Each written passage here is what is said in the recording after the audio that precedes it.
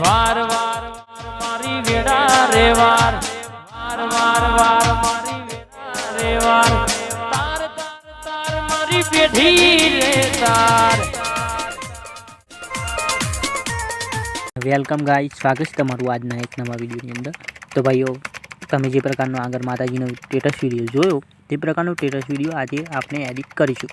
અને હા ભાઈઓ, તમે અમારી ચેનલ પર નવા હોય તો ચેનલને સબસ્ક્રાઈબ અને બને તો આ વિડીયોને એક લાઇક જરૂરથી કરી દેજો।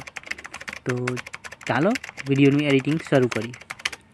તો તમારે સૌથી પહેલાં લાઇટ મશીન એપને ઓપન કરી દેવાની।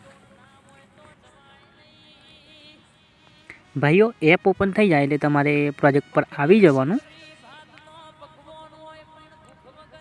ભાઈઓ, પ્રોજેક્ટ પર આવી જશે એટલે તમને આ રીતનો ફૂલ પ્રોજેક્ટ જોવા મળશે, જે આ પ્રોજેક્ટની લિંક વિડીયોની નીચે આપેલી છે। તેથી અલાઇટ મોશનમાં ઇમ્પોર્ટ કરી દેજો।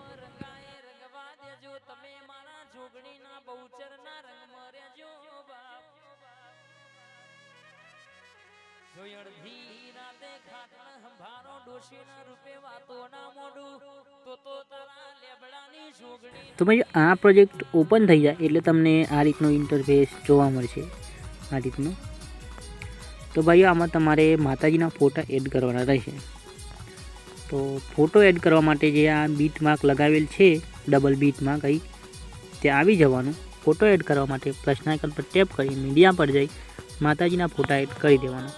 અને આ ફોટો છે જે ડબલ બીટ માર્ક છે એટલે સુધી રાખો, અને આ ફોટાની લંબાઈ આ જે બીટ માર્ક લગાવેલ છે ત્યાં સુધી રાખવી। વધુ પૂરતો ફોટો લંબાઈમાં હોય તો તેને કટ કરી દેવો। ફરીથી તમારે બીજો ફોટો લઈ આ રીતે સેટ કરી દેવાના। લંબાઈ હોય તો કટ કરી દેવાની। ફરીથી પ્લસના આઇકન પર ટેપ કરી મીડિયા પર જઈ ત્રીજો ફોટો લઈ લેવાનો। ફરીથી તમારે આ રીતે કટ કરી દેવાનો। ફરીથી મીડિયા પર જઈ તમારે આ રીતે માતાજીનો ફોટો લઈ આ રીતે કટ કરી દો। આ રીતે સેટ થઈ જાય એટલે ભાઈઓ, તમારે દરેક ફોટાને આ રીતે મૂવ એન્ડ ટ્રાન્સફર પર જઈ સાઈઝને આ રીતે વધારી દેવાની। ફોટાની સાઈઝને દરેક ફોટાને આ રીતે સાઈઝ વધારી દેવાની। બીજા ફોટા પર ટેપ કરી આ રીતે સાઈઝ વધારતા જવાનું। તો ભાઈ, તમારે દરેક ફોટાને આ રીતે વધારી દેવાની।